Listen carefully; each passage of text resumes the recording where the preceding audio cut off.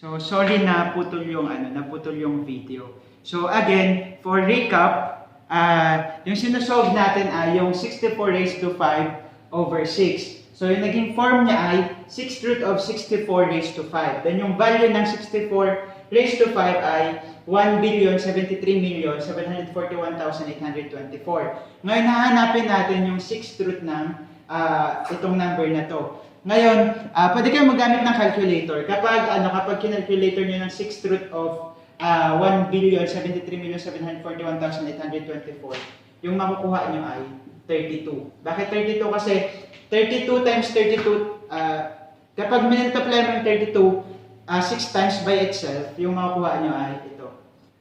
So, mag-try tayo ng iba. So, paano kapag 49 raised to 1 half? So, ito mas simple. 49 raised to 1 half. So, again, yung magiging form niya ay 49. So, 49 raised to 1. Tapos 2. Diba? So, yung square root, parati yung index niya talaga automatic ay 2. So, kahit huwag ka na maglagay dyan ng 2, automatic yun.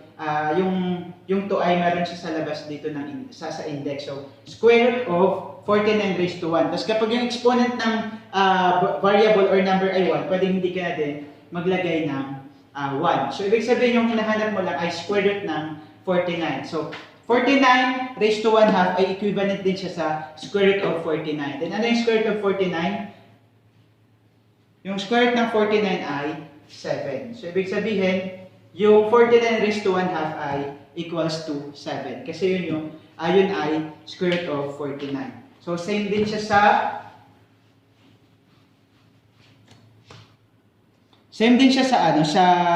for example, 1 to 1 raised to 1 half. So yung 1 to 1 raised to 1 half ay equals to square root of 121. So, yung square root ng 121 ay 11. So, ganyan lang kasimple yan. Okay? So, magbigay tayo ng hindi 1 half. Let's say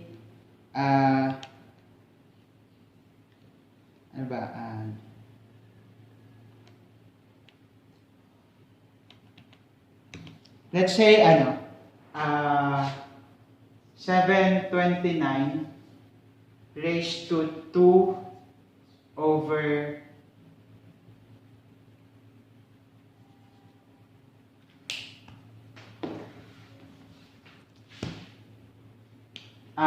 ito na lang. 9 raised to 2 over 3. So, dito kayo mag-focus 9 raised to 2 over 3. Yung 9 raised to 2 over 3 ay magiging, again, yung 3 ay magiging index. So, magiging cube root siya. Cube root of 9 raised to 2. Okay? Or balik rin natin. Sige, okay na yan. So, cube root of 9 raised to 2. Tingnan natin. So, hindi ko alam kung magiging perfect ito. So, hanapin mo, ano muna yung value ng 9 squared. So, yung value ng 9 squared ay 81. Kasi 9 times 9 ay 81. Ngayon, meron kayang cube root yung 81?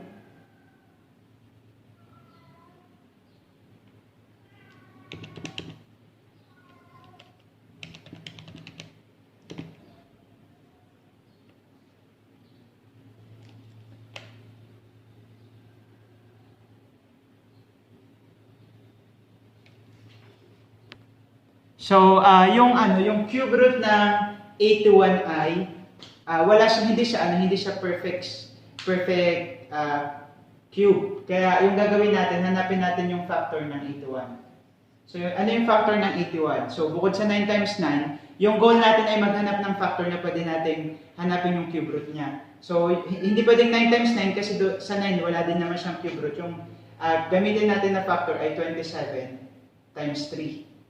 So, ngayon, ano yung cube root ng 27? Yung cube root ng 27 ay 3. Kasi 3 times 3, 9 times 3, 27. So yung magiging sagot niyan ay 3 cube root of 3. So, ganun lang. Basta tandaan nyo lang, kapag fraction yung exponent ng number or ng variable, parate, yung denominator ng fraction ay yun yung magiging index. Then yung numerator naman ay magiging exponent ng base. Okay? So, punta naman tayo sa page 25. Yung goal sa page 25 ay to find the solution set of an open sentence. So, parang hanapin nyo lang din yung magiging value ng x. Okay? For example, dyan tayo sa x squared minus 9x. So, x squared minus 9x equals to 0. So, ano yung magiging value ng x natin? So, ito ay magkakaroon lang siya ng monomial lang na factor, which is x times x minus 9. So, una natin gawin, kunin natin yung value ng unang x. So, kunin lang natin yung x is equal to 0. So, ano na yan ito na yung magiging value ng ng unang x.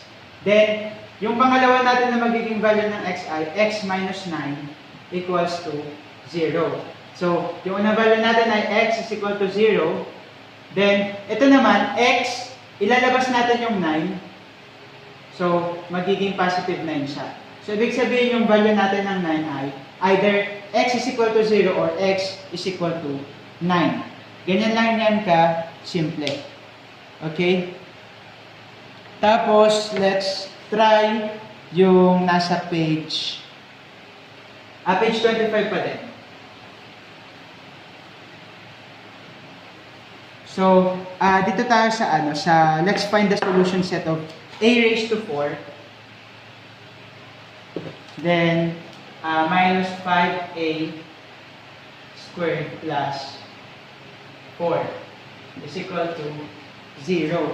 So, pinakauna nyo gagawin ay hahanapin nyo yung factor niya. At ano yung factor niya? Yung magiging factor niya ay a squared minus 1 times a squared minus 4. So, is equal to 0. Ngayon, itong a squared minus 1, meron siyang factor. Ano yung factor nito? So, we have a minus 1 times a plus 1. Same din dito sa a squared minus 4. So, yung factor naman ng a squared minus 4 ay a minus 2 times a plus 2 equals to 0.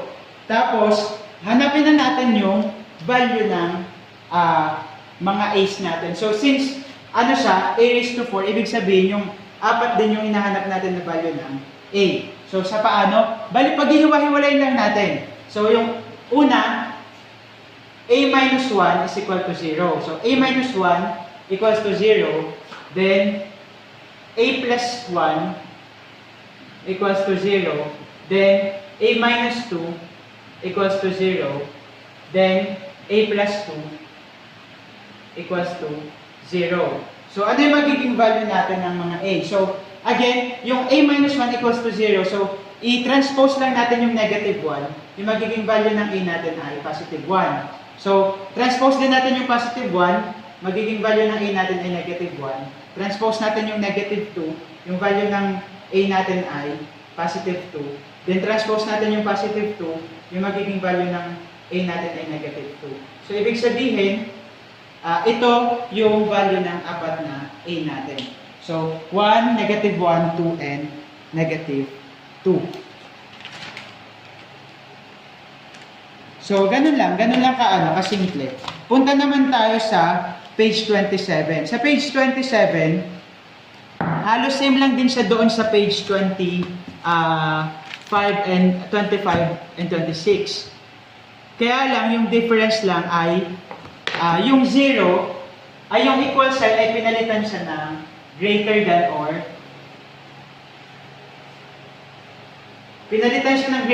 less than. So, for example, yung x squared minus 25 is greater than 0. So, hahanapin natin yung value ng 0, ay yung value ng x. So, pinakauna, hanapin lang natin yung factor ng x squared minus 25. So, yung factor niya ay x minus 5 times x plus 5 is greater than 0. So, hanapin na natin yung yung value. So, x minus 5 is greater than 0, then x plus 5 is greater than 0. So, ibig sabihin, same lang din. Imagine niyo na lang yung greater than sign as equals. Equal sign. So, ito, x minus 5 is greater than 0. Ibig sabihin, x is, transpose lang natin yung 5, x is greater than 5. Then, ito din, transpose din natin yung positive 5. So, magiging x is greater than negative 5. So, yan yung magiging value ng ating x. So, dalawa. Ngayon, kapag i-graph nyo, di ba, meron kayong graph. So, let's say, yung last natin ay negative 5, negative 4, negative 3, negative 2, negative 1, 0, 1, 2, 3, 4, 5, and 6.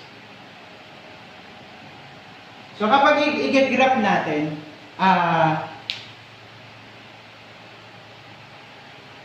so yung pinakauna